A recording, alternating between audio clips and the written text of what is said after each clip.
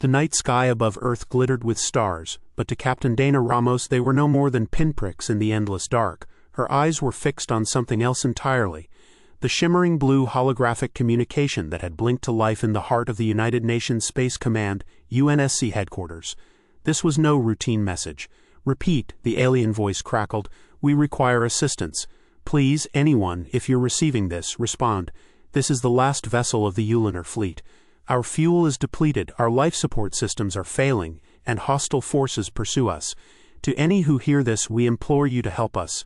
Ramos let the voice play through a few more times, her fingers drumming on the command table as she exchanged glances with the officers around her.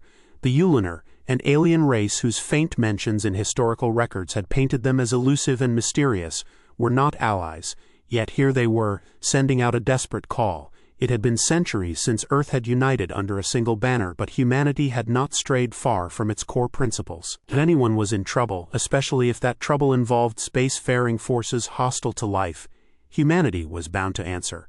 The UNSC wasted no time. The mission, dubbed Operation Starbound, came together swiftly. 4 specially outfitted vessels of the Sol Guard fleet were dispatched, led by Ramos's own ship, the Vigilant, a powerful warship equipped with experimental shielding, advanced weaponry, and the best crew Earth had to offer. The Vigilant was humanity's flagship, capable of both diplomacy and defense. The ships hurtled through the void at top speed, hyperspace drives humming with power. As they approached the coordinates from the Ulunar's distress signal, the crew members braced for whatever awaited them on the other side. They dropped out of hyperspace into a cosmic graveyard. Shattered hulks of alien ships drifted like ghostly remnants across the expanse. The remains of the Ulunar fleet stretched as far as the eye could see. Scorch marks marred the sleek crystalline surfaces of the alien vessels, evidence of a savage battle. But it wasn't just the debris that made Ramos's skin prickle. Something large was lurking on the edge of the starfield, a mass that absorbed light rather than reflected it. "Captain," called her first officer, a sharp-witted engineer named Lewis, "we're picking up energy signatures. It's faint, but they're coming from several ships on the far edge of the debris field." "Could the Ulunar still be alive out there?" Ramos asked, her gaze piercing. "Yes, ma'am. Life support systems on those vessels are barely functional, but they're holding on. There's also an unusual reading coming from those wrecks." Lewis' fingers flew over the terminal, bringing up data streams that showed a pattern. "What kind of unusual?" "They're emitting something like a low-energy beacon, but there's a sequence to it. It almost looks like language." A chill ran down Ramos's spine. "Are they trying to communicate?" Lewis nodded, confirming her suspicions. "I think so. It's a message, but encrypted in a language we don't understand. They might not be aware that we've received their distress signal, so this could be another attempt. Get us within communication range," Ramos ordered, "and open a channel. Let's let them know we're here." The Vigilant coasted forward, careful not to disturb the debris field, and inched closer to one of the larger battered Ulunar vessels. The alien ship had clearly once been magnificent, adorned with spiraling wings of crystal-like material. But now it was almost unrecognizable, its crystalline hull fractured and darkened. The silence was deafening, broken only by the faint pings of radar as the human ships navigated the dense wreckage. "Opening a channel, Captain," Lewis said, his fingers tense over the controls. "This is Captain Dana Ramos of the United Nations Space Command," she announced. "We're here to assist you. Please respond." At first there was nothing but static. Then, just as they feared their message had gone unheard, a faint reply crackled through. "Humans, you received our call. This is Commander Alar of the Ulunar. We are—" The transmission cut out abruptly, replaced by a hollow silence. Ramos clenched her fists, but a moment later the voice returned. "Captain Ramos, we are the last of our fleet," Commander Alar said, his voice weak yet filled with an undercurrent of pride. "Our attackers are relentless. We have been fleeing for weeks, but we can run no longer. I don't know why you came, but we are grateful. We're here to help," Ramos said firmly. "Commander, we'll get your people out of here. But first, who are you fleeing from?" There was a long pause, filled with an unspoken dread. "They are the Rava," Gurzalar replied, voice trembling.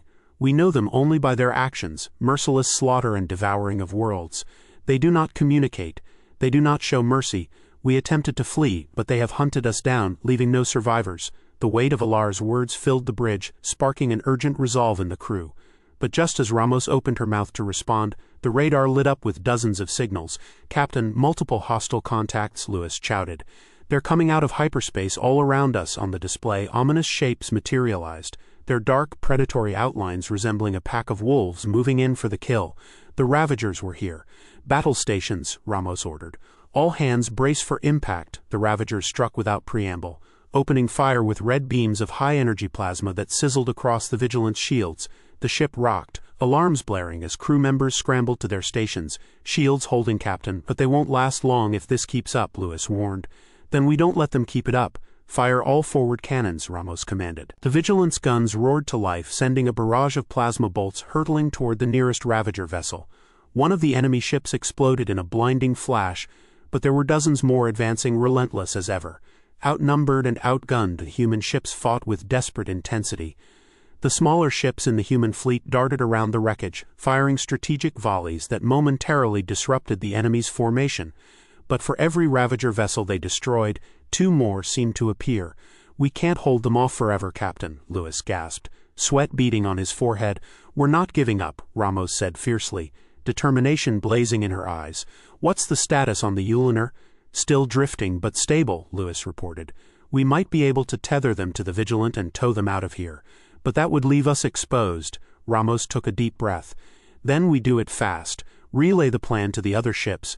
We cover the Uliner while they get ready for the jump."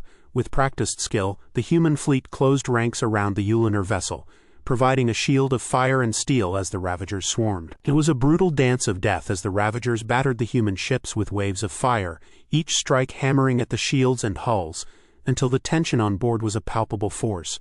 "Captain, if we don't jump soon, we'll be overwhelmed," Lewis shouted over the cacophony of explosions. Ramos hesitated. She could see the Uliner vessel slowly sparking to life, preparing for the hyperspace jump, but they were still vulnerable. The Ravagers sensed the human fleet's desperation and redoubled their assault, coming in tight formations. "Activate defensive turrets," Ramos ordered, "and tell Alar to brace for hyperspace." Now the Vigilance engines roared as it generated the hyperspace field, pulling the Uliner vessel into its gravity well. The stars outside the viewport stretched and blurred as the human fleet and their alien charges were flung into hyperspace. Hours later, they emerged on the other side of the void, battered but alive. The crew erupted in cheers, their exhaustion momentarily forgotten as they realized they had survived. Commander Alar's voice crackled over the intercom, filled with a trembling gratitude. "You saved us, Captain Ramos. When all seemed lost, your people, your humanity answered our call." Ramos smiled, feeling a profound sense of accomplishment. "That's what we do, Commander," she said softly. "No matter how far out we go, humanity never stops answering the call."